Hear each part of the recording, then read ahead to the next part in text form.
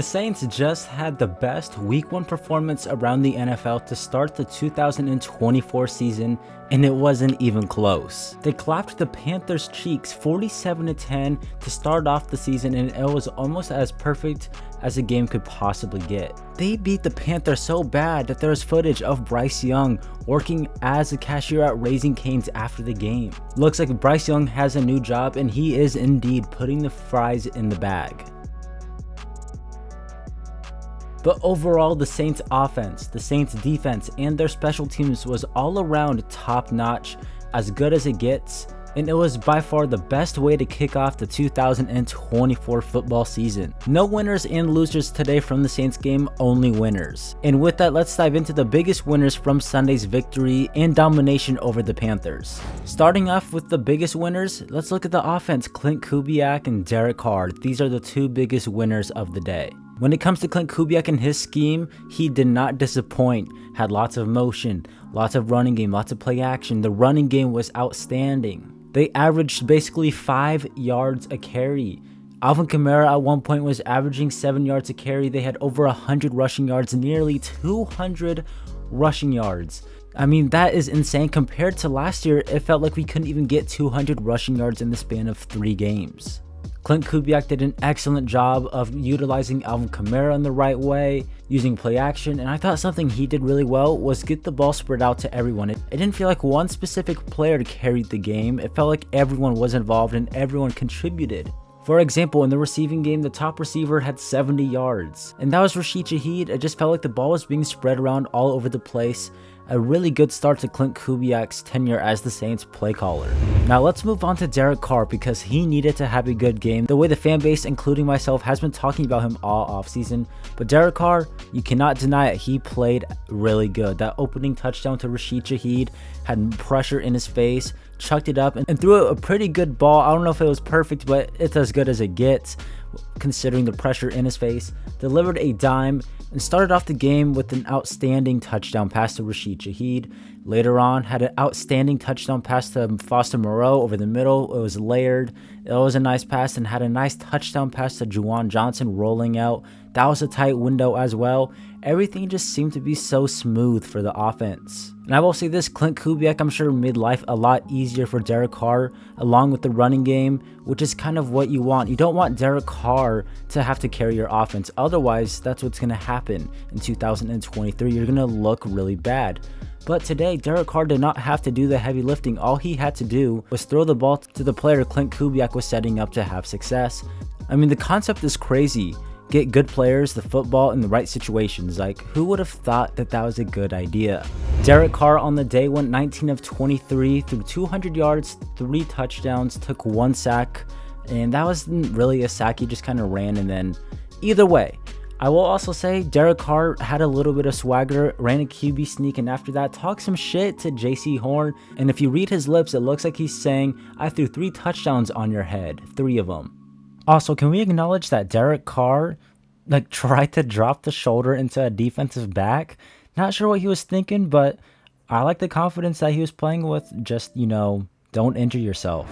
Now, I know some of you are going to be asking me, Caden, you've been giving Derek Carr shit all offseason. Are you going to apologize? The answer to that, no, not yet at least. I need to see more of it before I will officially apologize to Derek Carr.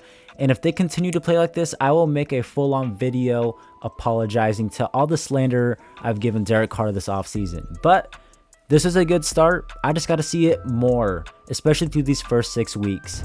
Now, something I was pleasantly surprised to see is that the offensive line wasn't complete booty cheeks today. I thought Trevor Penning had a few down moments, but overall, I thought Penning was actually pretty good. He had a holding penalty, I'm pretty sure, but overall, I was pleased with Trevor Penning's performance. He did have some help on some plays, obviously, but this was definitely a confidence booster game for him. Talise Fuaga looked good. He had a really nice block on an Alvin Kamara run, and on the touchdown run from Alvin Kamara, Talise Fuaga was moving people, so the tackles looked good. No complaints here for the offensive line. They had almost 200 rushing yards, and Derek Carr was barely touched, so no complaints here on the offensive line. And the final thing I want to talk about, Taysom Hill's usage. Clint Kubiak thank you. You're changing the organization. I mean, Sean Payton and Pete Carmichael only used this dude for freaking quarterback power. Now he's using him as a fullback, running back. Thank you, Clint Kubiak. Thank you. Now, Taysom Hill didn't have like a crazy performance or anything like that, but he was obviously involved. It looked really good. He was on special teams, was fullback, running back. He did a lot of different things. So again, we're giving props to Derek Carr and the receivers and the O-line and the running backs in the run game, but all of it dials back to Clint Kubiak, and to me, Clint Kubiak is the biggest winner. And Clint Kubiak doing all of this with almost the same players that Pete Carmichael had last year, to me only means that Pete Carmichael is gonna go to hell for what he did to the Saints 2022 and 2023. How is it possible that this is the same team that couldn't score a touchdown in like 5 games last year? I don't get it. I mean, for example, look at Alvin Kamara. He was utilized way differently today. He caught some passes from the slot, caught a screen, was running the ball outside, not up the middle. And what did that lead to? Alvin Kamara had over 100 yards from scrimmage today for the 50th time in his career. Props to him and Clint Kubiak. And a really cool moment here, the fans in the stadium erupted when they showed that he had his 50th 100-yard from scrimmage game. It was like a standing ovation kind of thing. Really cool moment for Alvin Kamara and the fans.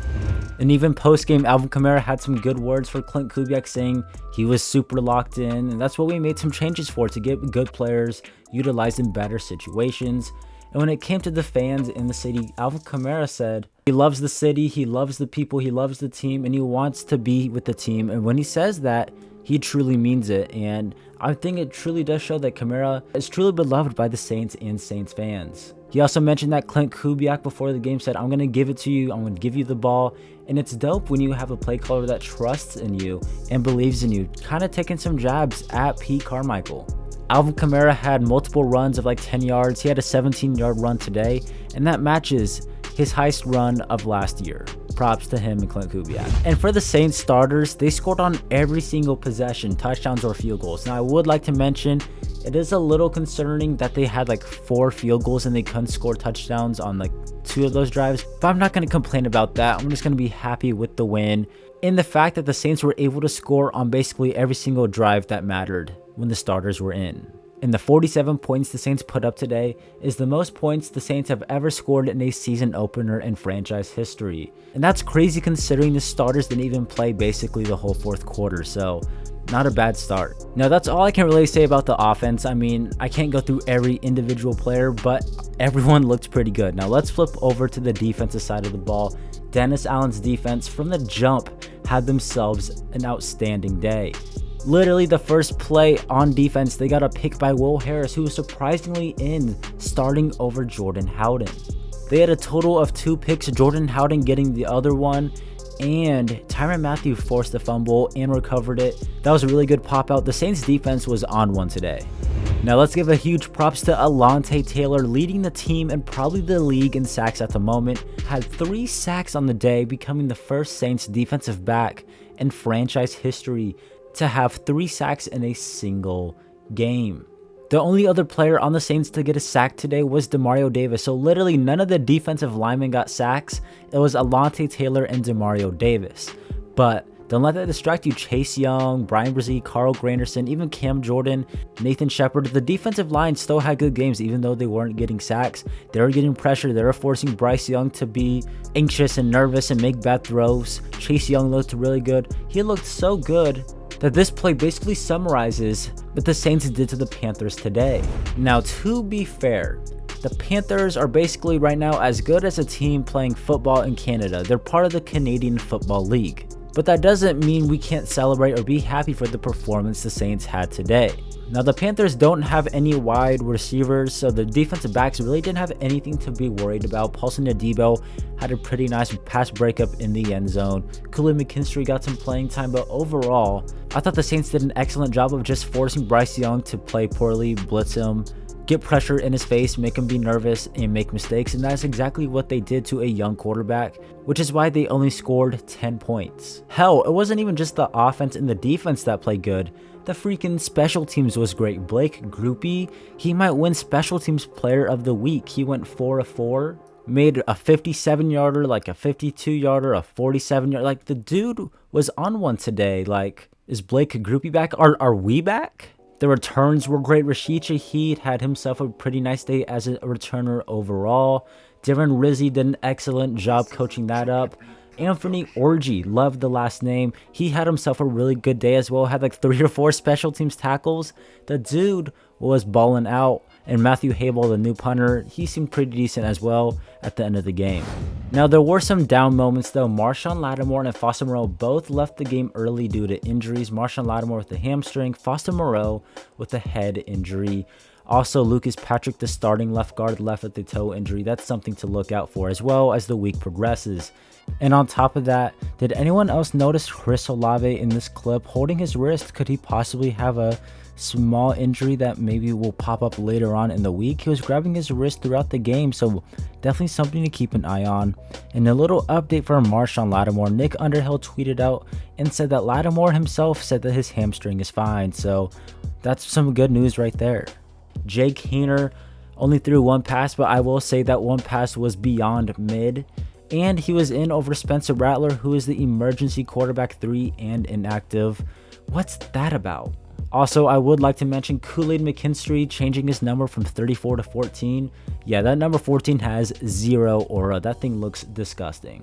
But the biggest losers of the day, aside from the Panthers, are the Atlanta Falcons. They paid Kirk Cousins all that money. New head coach, new offensive system, drafted Michael Penix for whatever reason, but that might make some more sense now that they suck. They lost to the freaking Steelers 18-10. They only scored 10 points. I mean, Blake Grupe literally could have single-handedly beat the Falcons and the Panthers. He put up 12 total points on field goals. The Falcons and the Panthers both scored 10.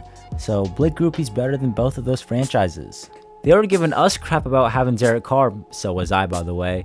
But now they have Kirk Cousins wasting Michael Penix's rookie contract. They are by far the biggest losers of the day. And this play right here basically defines what the Falcons went through today. AJ Terrell, who's now like the highest paid corner in NFL history, getting absolutely trucked by Najee Harris and basically got cooked all day. Overall, though, the Saints had an excellent, dominant performance over the Carolina Panthers, but we got to see it more in the upcoming weeks against real NFL competition and not the Canadian Football League Panthers, led by the Raising Cane's quarterback Bryce Young. But that doesn't mean we can't celebrate the win. You had players in the locker room celebrating. Alontae Taylor, Anthony Orji. The new club dub locker rooms look dope. And we'll find out if this is the real Saints team or if they were just like this because they played the Panthers, because this upcoming week, they play a pretty good team in the Dallas Cowboys. So we'll see what this team is really made of. But overall, scoring 47 points to start off the season and get a dub, not a bad way to start the season. Subscribe to my channel, Cash Sports, for more daily NFL content. Have a good one. Peace.